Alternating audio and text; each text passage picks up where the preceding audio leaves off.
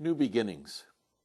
What a great way to complete our seventh session of this Bible study, to talk about the new beginnings that God has been a part of and have been remembered throughout the biblical story.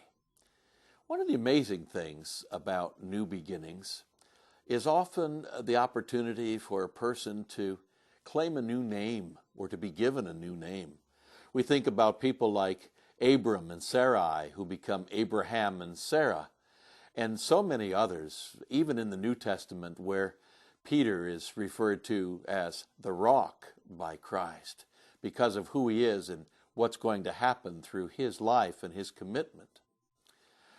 The Vision team also began to think about a renaming of our annual conferences.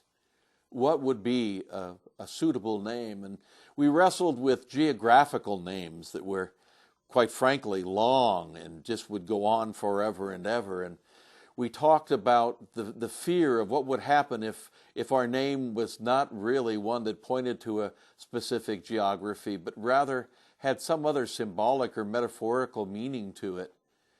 And I guess we erred on the side of the second one.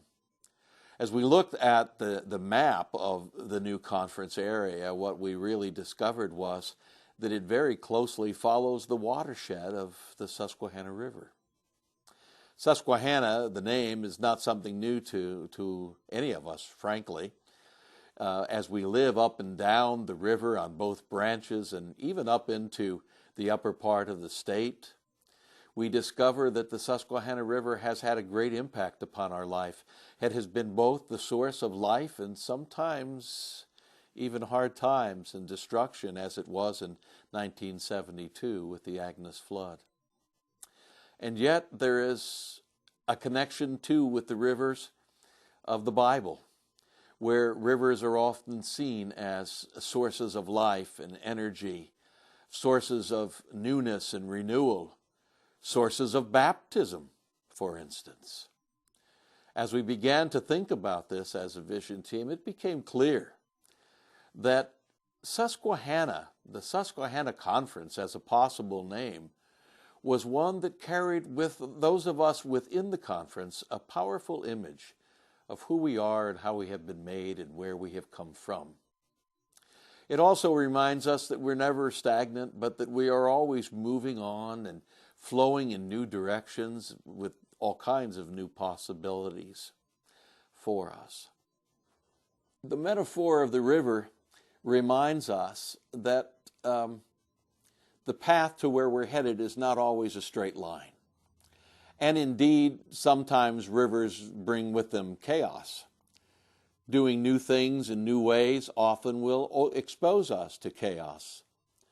But chaos, too, is part of the creative order of God. Now, we'll need to be patient as we move ahead. There are many things to care for, many decisions to be made.